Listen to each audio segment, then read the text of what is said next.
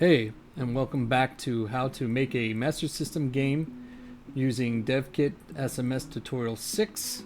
This is Xfixium, and in today's lesson we're going to go over the global's source code. We'll go over data types, arrays, and game logic behind the defined global variables. We'll reference the Pac Man dossier, as well as some more background into the design decisions. And with that, let's get into it. Okay, we're gonna start defining our global variables, or the variables that will be put into the Sega Master System's 8K of memory. And all these values that we put in there are going to be able to be reached from the rest of our code in the game. And the way that I am currently handling entities is I have an array for each property. There's other ways you can do it. For instance, you can create a struct, and then that struct has all the fields that would be part of an entity. And you can do it that way, but I'm going to do it using variables, and I'll explain that in a bit here. I mean, not variables, arrays. Sorry. So the way that I'm defining these global variables is I use the keyword static. Honestly, I don't know if it's necessary or not, but so I'm using static.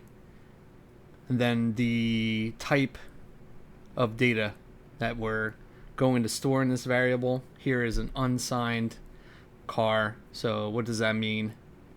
Unsigned means it doesn't have a negative value, whereas you can use a signed version of the data type, and you'll have a range of negative values.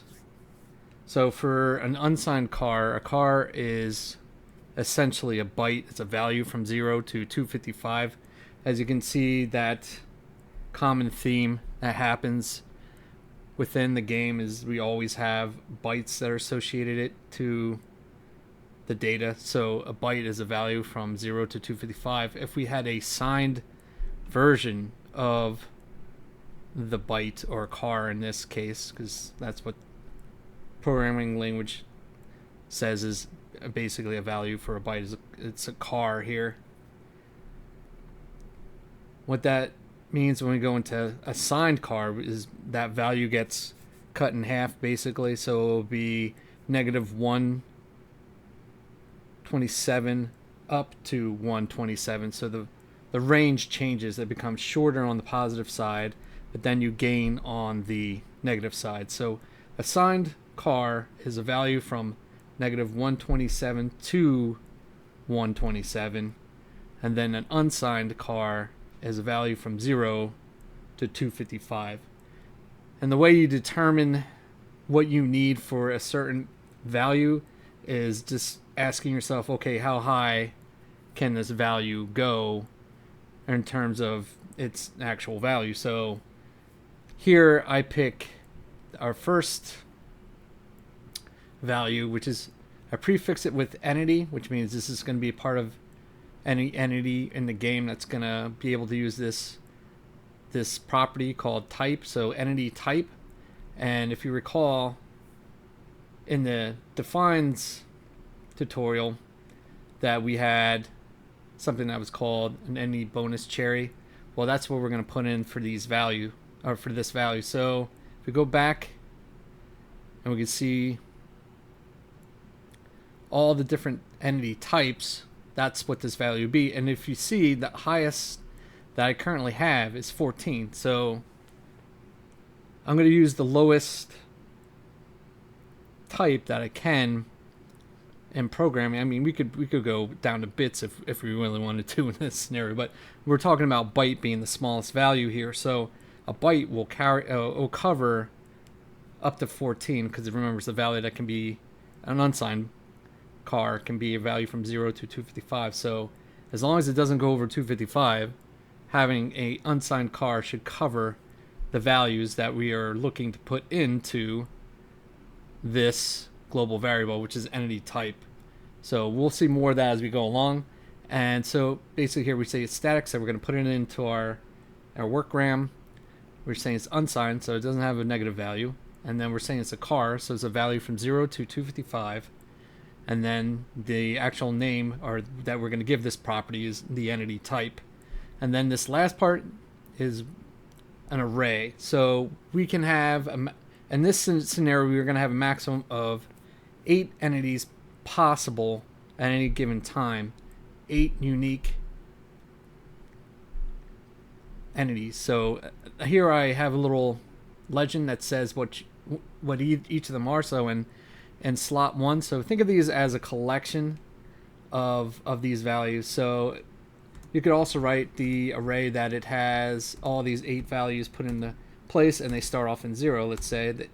So 5, 6, 1, 2, 3, 4, 5, 6, 7, 8. So essentially, this is what it looks like. But when I declare it here, I don't bother initializing the array. This is what we call initializing the array with values, but I don't do that here. I will do it later in this, but not right now. So we have 8 values. That means it represents each one of these entities. So Blinky's first, then Pinky, Inky, Sue, the bonus, player 1, player 2, and then miscellaneous for the last one here.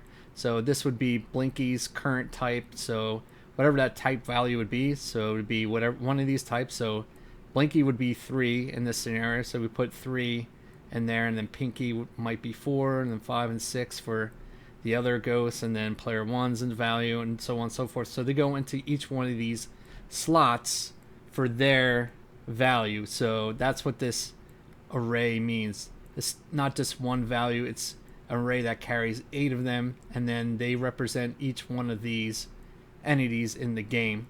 And we're going to use the index as the actual index when we're calling these portions or these elements. So this is what these values are called, elements of an array. And here we have 8 of them. So that's how it's going to be for all these entity properties. I'm just going to go through each one of them as I pop them on the screen here.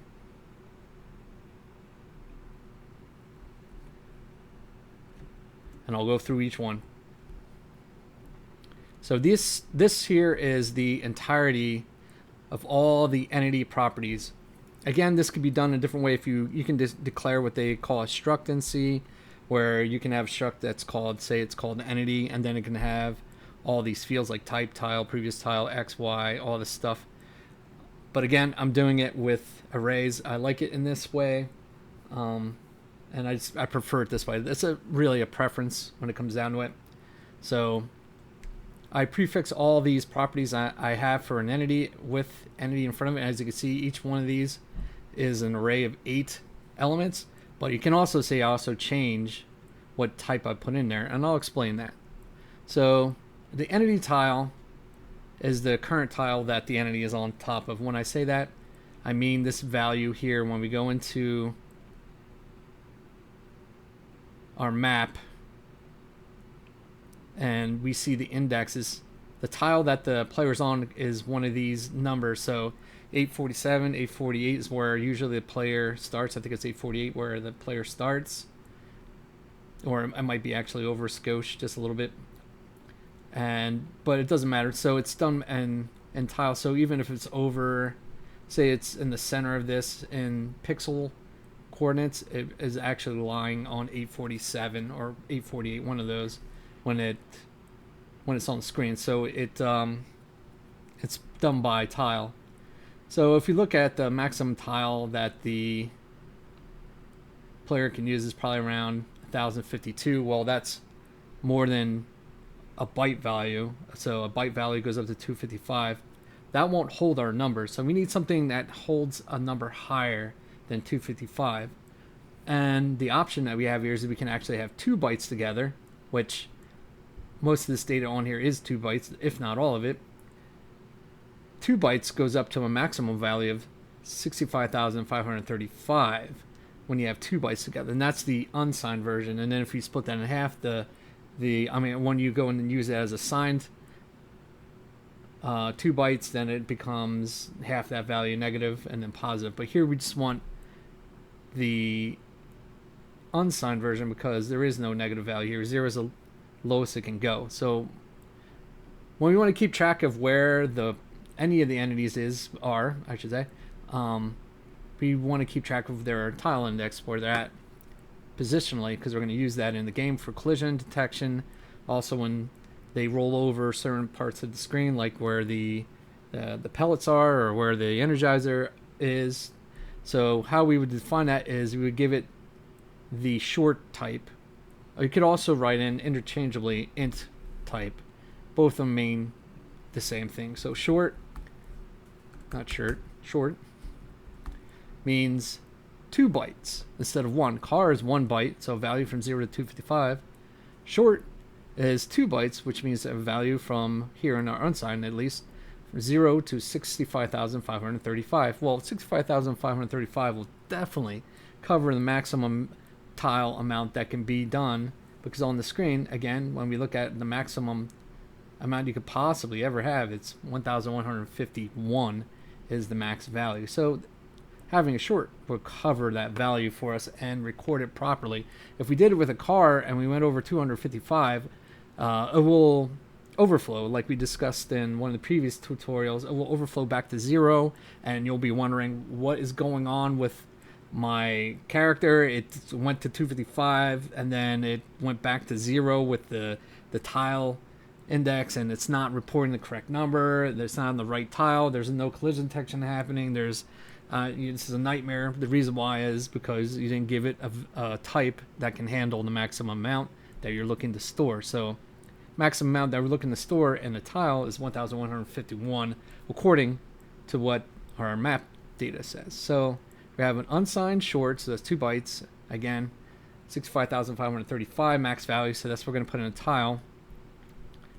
Their current position, and then we're also going to keep track of the previous tile that the entity was on, because there are cases and scenarios where we're just going to only check if there was a difference between the previous tile and the new tile before we're going to recalculate their next moves, and that would be primarily on the ghosts, and also primarily on the bonus, not so much the player.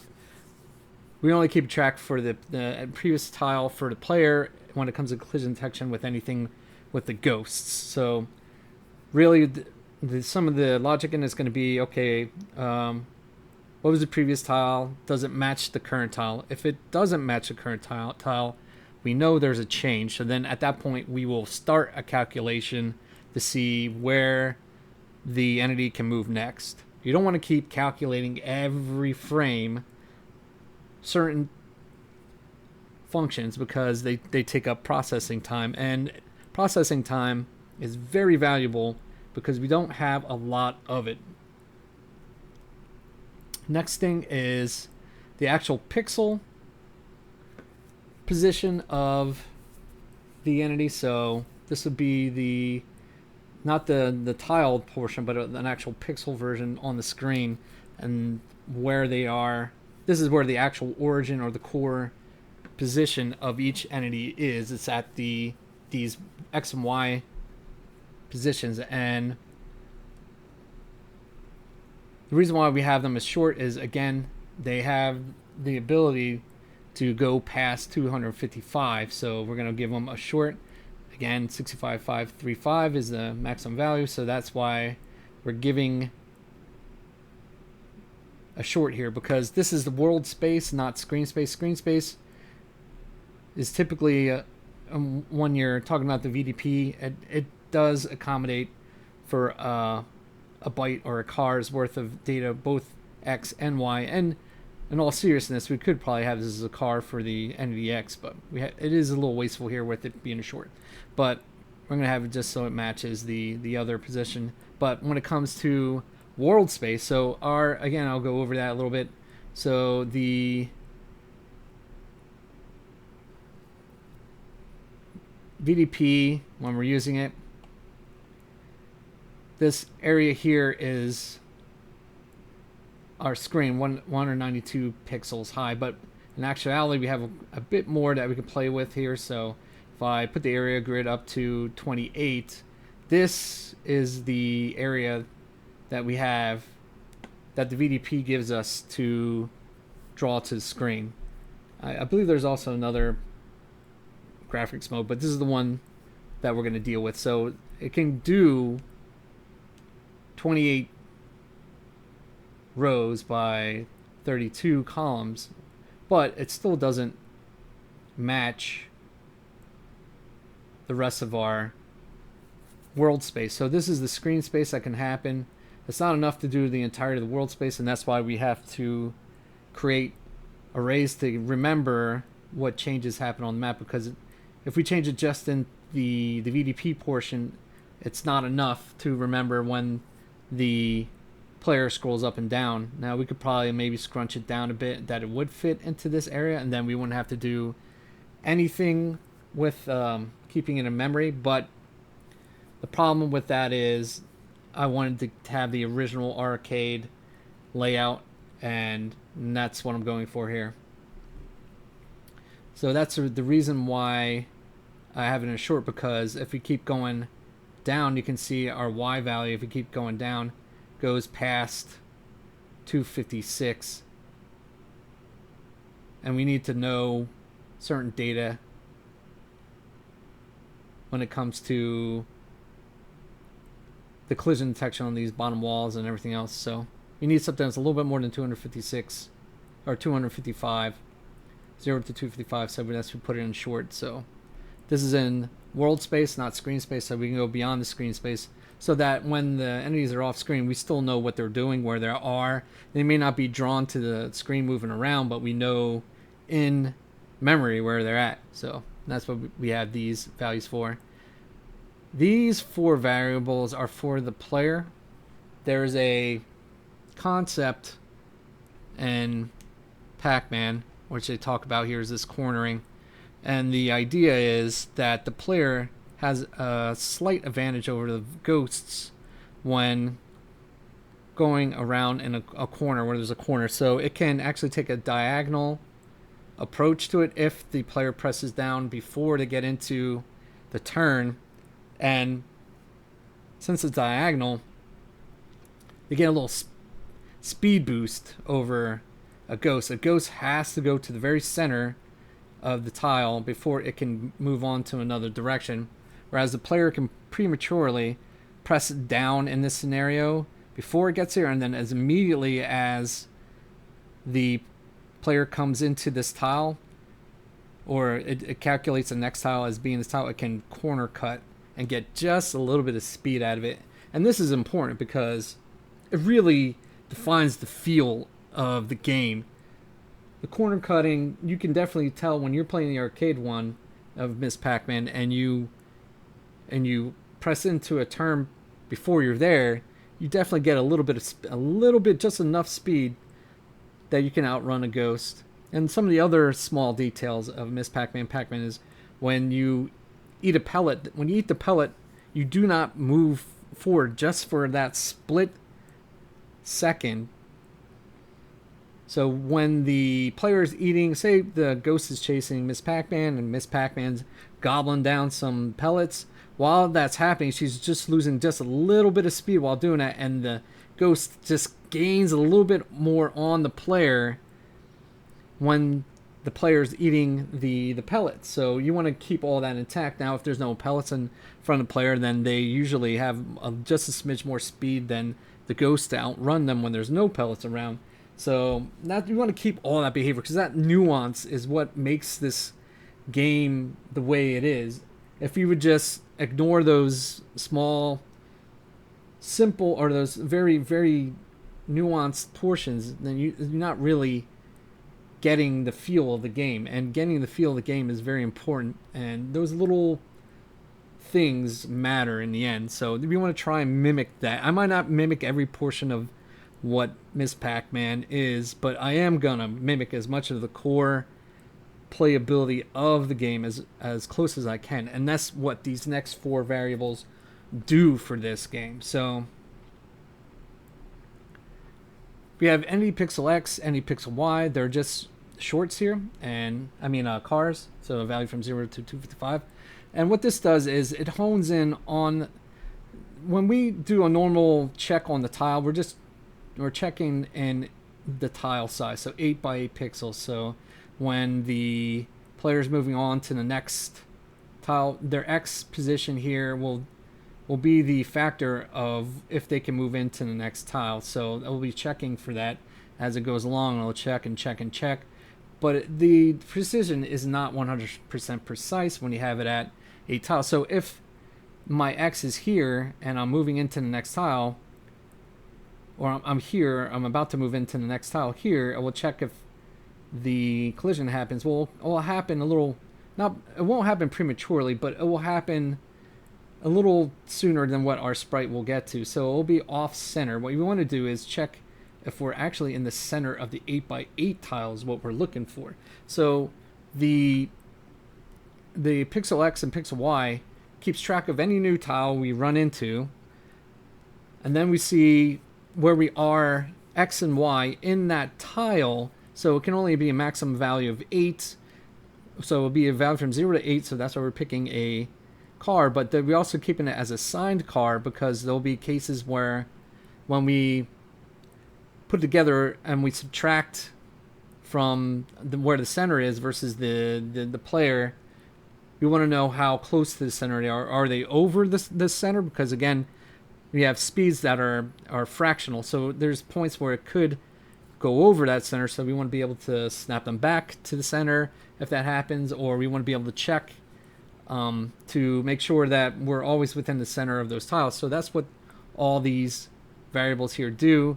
They keep track of that tile pixel portion of it, and then they also show how much distance are we from the center. So, and we'll use those variables when we go to check player input and when they're moving the player around. And this really only applies to the player, because the ghosts and entities, they have a more strict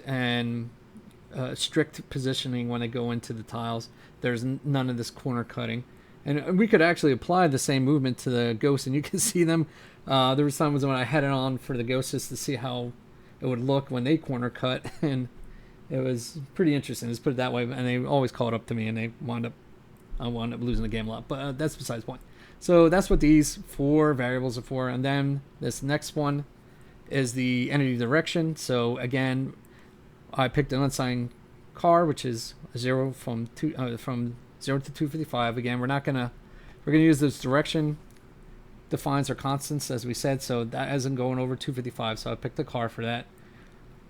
So we have the direction, and then we have the state of an entity. So whatever the current state is, when we went over that, they have the entity state. They can be frightened, they can be idle, they can be moving, they can be whatever. There's a whole bunch of states, and that's what we're going to assign those constants to this state.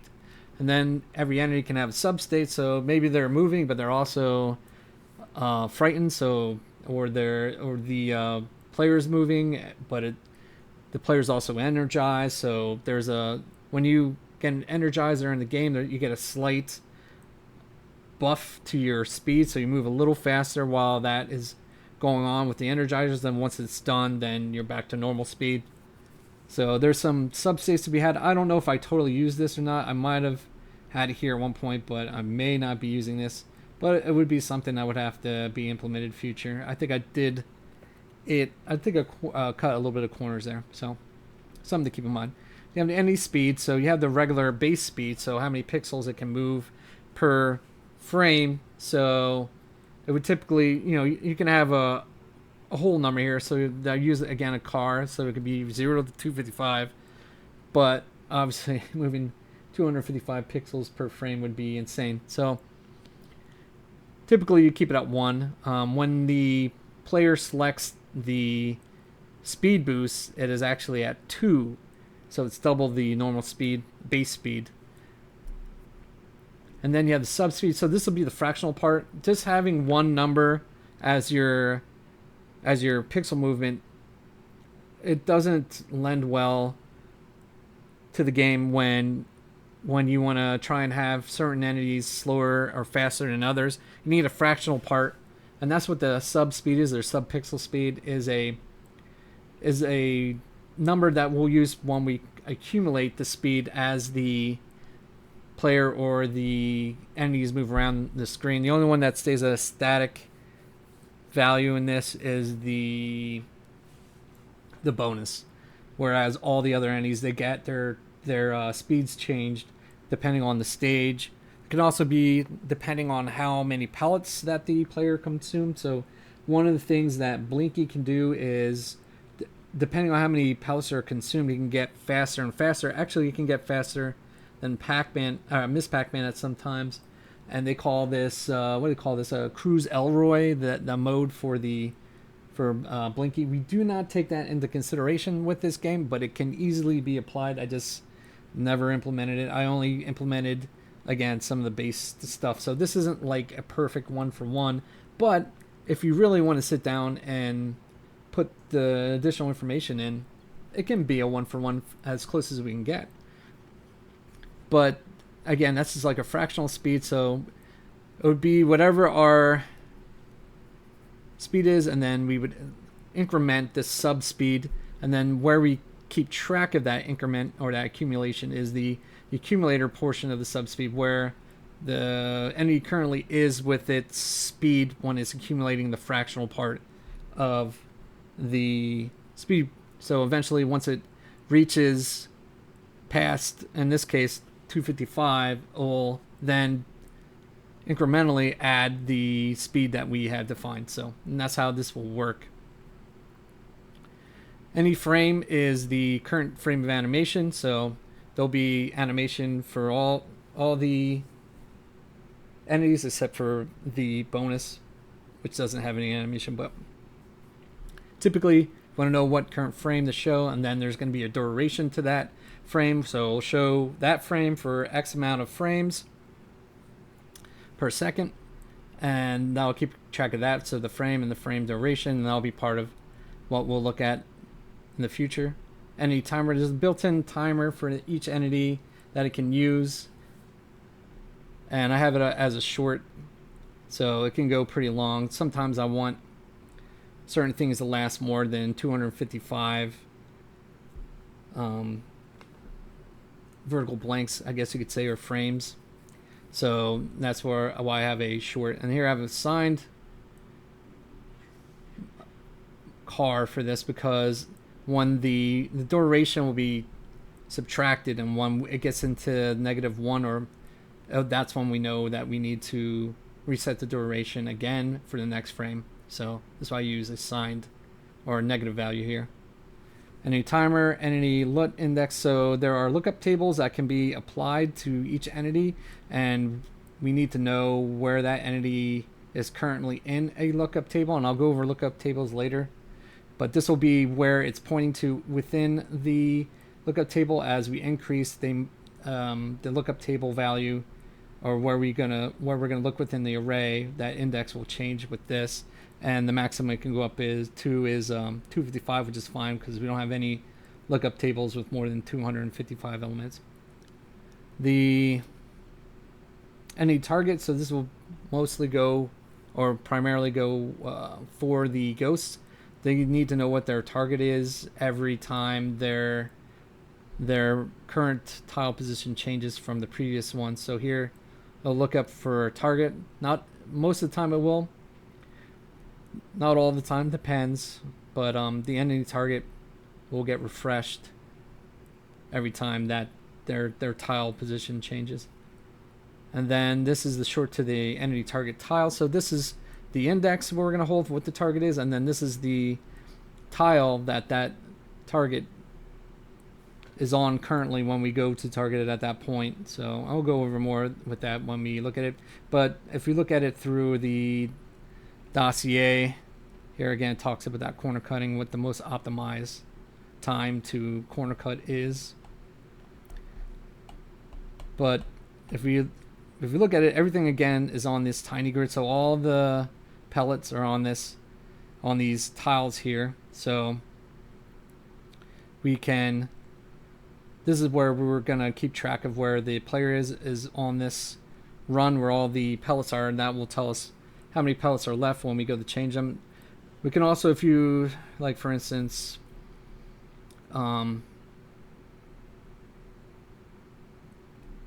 we turn off all these grids. Actually, no, I need to have one of these. So again, we can see that same thing here. We're keeping the same exact layout as this, where it's keeping all these pellets within the tile. If you create a new one and you want to know how many are on here, you can click on the pellet here, so this one, and then there's a highlighter here. If you click it, it'll tell you how many are on the map. So here it's saying it's 222 on the map, and then we would have to click also the energizers. That's 4, so that's 224 total pellets. If you ever get in that scenario, we're going to make a new one, and you don't want to sit here and count every single dot. It can be done here in SMS Tile Studio. The reason why I have this here, and if you recall, if we look at our original graphic, we can see that I have this tile set all set up here. Since when you import through SMS Tile Studio, it will do it from left to right to discover what are the unique tiles in your layout. So I'll go left to right, and the way that I have this laid out is by the time it gets down to here, because I mean all these things have already been predetermined here, that's why I have them written out here. This won't be another set of tiles, it's looking for unique ones, so I put all the unique tiles way before I go to use them down here.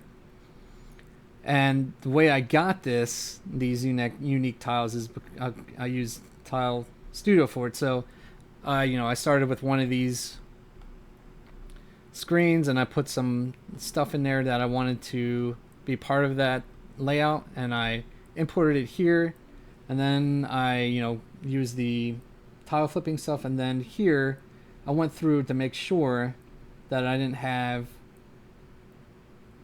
duplicates of, or I had tiles in here that were used more than one time, or I double checked that they were necessary. So if I go down to this bottom one, it's going to tell me I'm using 0, not of this one in this entire layout. But if I go into this one, I'm using 8. It's the exact same layout here that I used. And what I'll do is when I bring in something, like in this case, I probably brought all these maps in at one time, and this had them all one set of colors like I did down here with the purple. So I brought all those in. I got a tile set out of them. I vetted, or I checked the tile set to see that everything that was in here was necessary. So a lot of times when it comes to things that I convert, I bring them in here, I take a look to see how many times the tile is used, especially if I'm over that, if I'm over the target tile count. So a lot of times I'm looking for a maximum of 192 tiles that we can use. Remember the second half of RAM and the amount of tiles you can get in that second half of RAM. I typically would put the background tiles on that half of RAM. There's certain scenarios where I don't do that. With TMNT, all the stage tiles are actually in the first half of RAM, and I put all the sprites in the second half of RAM, and that's a little different. But with this, typically you would try to have as much room for your sprites as possible, and that's where the first half of RAM has 256 tiles.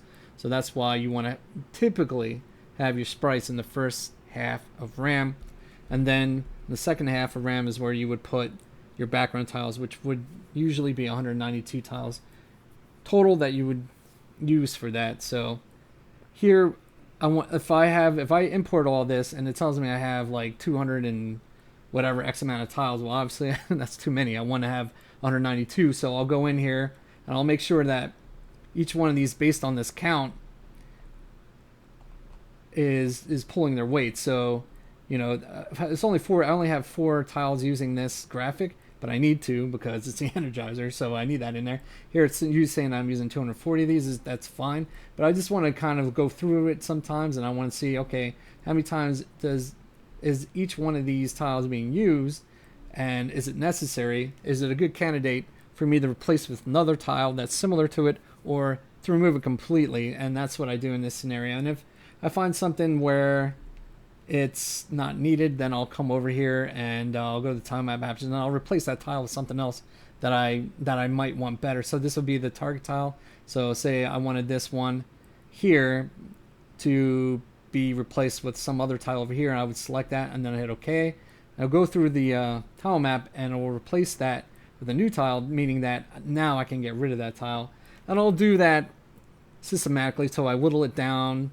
You know, you're looking over your design, you're trying to figure out what is the better look, you know, and you're trying to get the tiles reduced to a certain amount.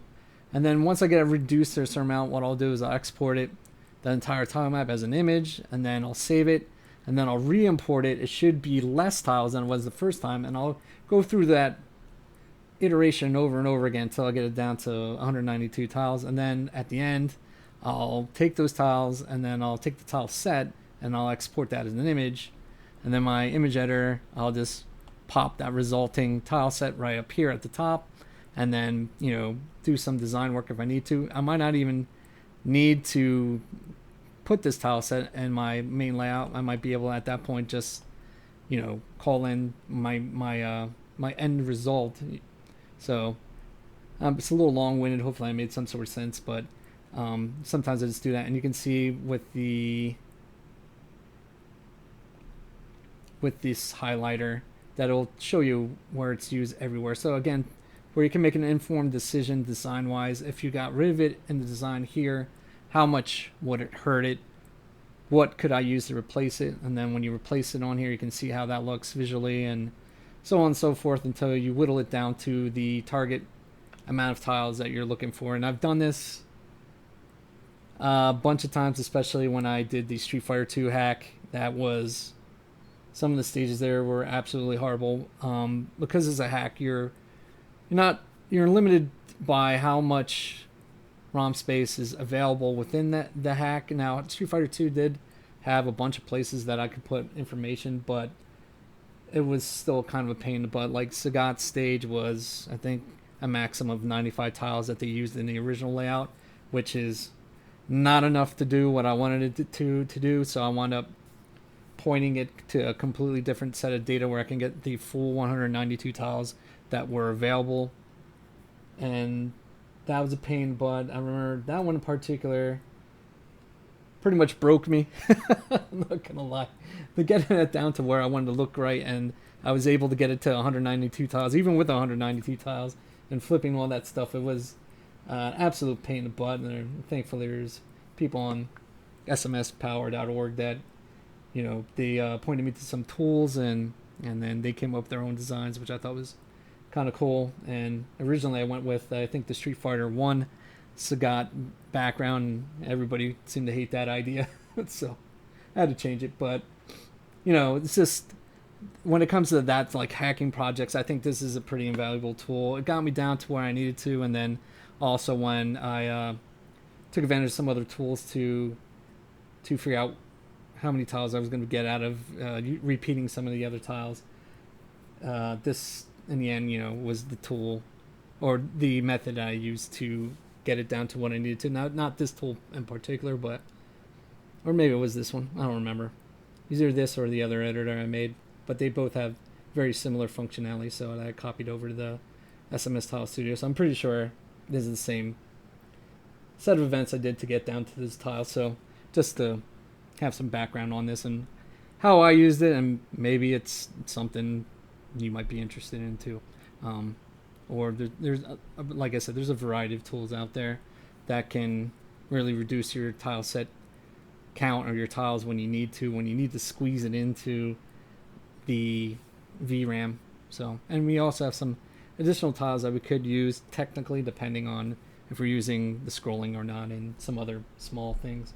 But yeah, so if you're wondering where I got this, I just didn't come up with this out of my head. I basically went through that whole process as just discussed, exported the tile set, and then through my image editor, I placed it strategically how I wanted it to. So again, it wasn't like this in the beginning. I didn't figure out the strategy until I was later into the game. So this design and these tiles and where that changed multiple times as I'm going through the game process. Rarely will I ever have the setup 100% where I thought about everything up front. I didn't think of everything up front. The things that came up later in the game, I wanted to implement, and I had to change things. So, you know, that's just part of the process, really. So, And like one of those things that I want to point out here is that I didn't come up with this marker thing until later down the road, and I'm not even the one who came up with it.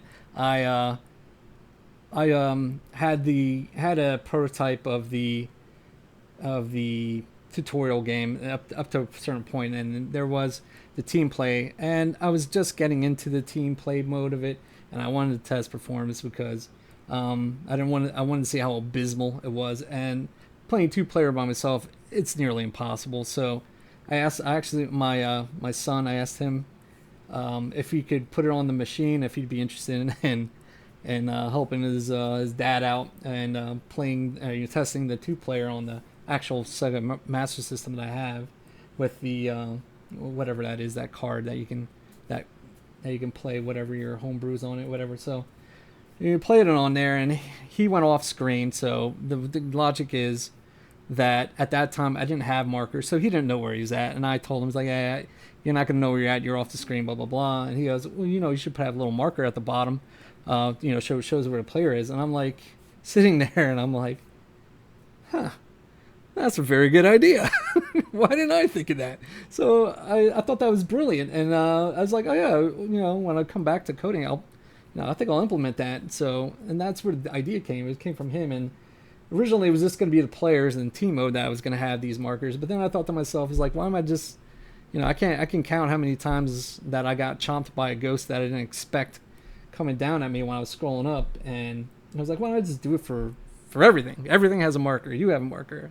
You have a marker. Everybody has a marker. So that drastically changed everything I had up to this point, because at that point I could fit all these values in to VRAM for the bonus graphics. I didn't have to stream them in at the beginning of the stage, but with that change, that added all these other graphics on here, and I couldn't find a way that I could make them more efficient without sacrificing the design too much, and I didn't want to sacrifice it that much. So I thought, well, I could do the ghost stuff, all the sprites, the markers, everything that's going along with that, the points, I can optimize those to a certain degree. And then what I could just do is stream these 8 whatever graphics you can say at the end, and I'll stream them in the beginning of the stage. I don't want to I tested streaming them in while the game is going, and every mode runs pretty good. I don't have too many complaints with the optimizations that I made with the game, but the team mode is still,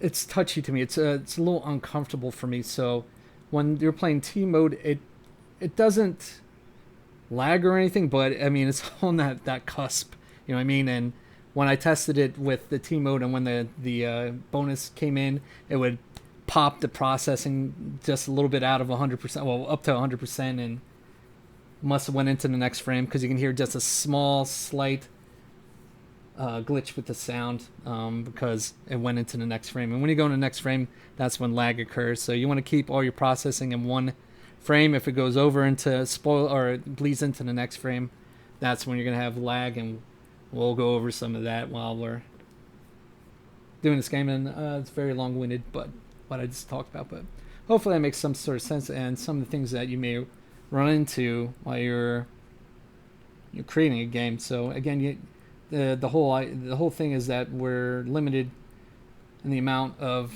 VRAM we can use. So that first half where the sprites are, it ends right here. I had 2 marker sprites because of testing that I was doing with the ghost, but that's where it ends here. So I couldn't put this I could try and efficiently put everything in here, but I think I was off by, I forget how many tiles, maybe 4 or something. So I couldn't fit them all in along with this graphic and all these possibilities here, which would have been easier, like my original. So yeah, so that's what happened. That's where the marker idea came from. It wasn't from me. It was from my son. So, but it was, I thought it was pretty clever. So there we go. Okay, so we have these tiles with these pellets and everything. Here's where we go in discussion about how the tile movement is for like the ghosts, and for Pac Man, the player, Miss Pac Man, the player. So, even though the graphic doesn't show 100% with the tile they're on, that's how the tile snapped. So like the actual graphic, the sprite graphic is pixel per pixel movement, whereas the location that they're at is actually snapped to this 8x8 grid. And when we're in that snapped 8x8 grid, we're going to look where the X and Y is in the tile per pixel, so we know if they're dead center within the tile or over it or whatever. But again, it's showing all that information here. The infamous condition that could rarely happen, where the ghost Pac Man goes through the ghost, and how that is calculated and shown here. I'm telling you, this this document gets down to all of it. Tells you everything you need to know for the behavior. It was just basically coding what it said and whatever the behaviors were, and how each one of these ghosts handle how they figure out what their targets are, their behaviors. They're all very unique. So I don't know what the heck I was talking about in the beginning of this. Hopefully it is relatable. So the target, whatever the target is, and then whatever the player's target tile, that's shown in dossier, and that's what I was talking about originally. So, and then the end thing here is the actual entity's visibility. So are they in with the view of our viewport, which our viewport would be the area grid. So this portion here, this white block in the beginning here, that moves up and down. So are they within the bounds of that? If they say the entity is below here, then they're out of bounds at the bottom, and it would show the marker here at the very edge of the view. And then vice versa, if this view is down here and they were outside at the top, then they'd be outside of the view at the top. And again, we have those defines here that, okay, they're in view, out of view, at the top or bottom. So that's the only thing we really care about, because we do not have horizontal scrolling in this game. Okay. We're going to move on a little further. I thought I could get through its entirety of this global variables. And I believe I was going to add one more thing, and then I'm going to cut it off here, because I already yapped long enough. And then this final variable, they have the global variable. This will be, it's going to keep track, and it's a short again. This will keep track of where in our player graphical data, the current frame that we're going to use. And because the players are streamed in, a different approach has to be done here when it comes to updating their frame, their animation. When it comes to the ghosts, as I discussed before, you have all the graphics in memory by that time. So all we have to do is just point to each one of these frames of animation at the time that the duration is displaying that certain graphic. So it typically would show these for, I think it's like, I don't know, like 6 frames for NTSC at least. 6 frames for each one of these. So it'll show this frame for 6, or it'll show this frame of animation for 6 frames, and then when that's up, it'll show this one, and then it'll ping pong back to this one. Just keep showing these 2 frames of animation over and over again. Whereas with the players, they don't have this going on. They just use this one tile. So the player 1 is using these 4 tiles, and what will happen is when the duration is up, instead of going to another frame, what we're going to do is we're going to go back into the ROM, grab our graphical data for the next frame, and we're just going to stream it in here on the fly. So that's what's going to happen here, is that all the frames of animation that we did when we separated, remember we separated this, that short will be where the next frame is within our graphical data. And again, we can look back to the meta sprites, and we can look over at the player. Player has this sheet that we separated, has 4,736 bytes, and again, the reason why I separated these is that it would be easier for me to point into this graphic to get the next frame. So this Pac Man has 3 frames of animation for the right when she's facing right. This is the animation that will play. So we're going to go in, grab that data, or we're going to get the start of that data where it is for that frame. and then we're going to stream the 4 tiles that are necessary for that frame of data, which I believe is 128 bytes total. So 32, 32, 32, 32. That's 128 bytes we're going to stream at one time, and we're going to give it to the VDP, and it's going to put that data into wherever we want to. And Devkit SMS has some brilliant functions to do this very quickly, and I'll show you what those are and how we would do that. Again, this is more of a hybrid approach, because if I would try to put all of Miss Pac Man's graphics in here, there's just not enough room for the top half of our, or the first half of our graphics, so they need to be streamed in at this point. So we're going to stream them in here on these two, and then player 2 will have their own set of 4 that they'll stream. And when there's a team play mode, what I do is I alternate the streaming. So I'll stream in player 1 on I think it's like an odd frame or an even frame, and then on the next even odd frame I stream in player 2. That way it keeps the processing down to the minimum. The reasoning why I can get away with this is because none of the durations for these frames need to be immediate. There's just no reason for it to happen. So if you alternate them, you're not hurting anything but how much duration that you can use going forward for the animation. It doesn't affect any kind of actual frame rate in the game, because the game still processes its other data every frame. The only thing that it doesn't process every frame is that I need to update the tiles in VRAM. So there's very low cons and very high pros to this approach. It's just the cons are that you won't get, if you're alternating. You can still do just fine if you're not alternating streaming. If you just have one player, and you're streaming for that character every frame, it doesn't hurt anything. You can still have all the frames of animation that you want, and it can be immediate.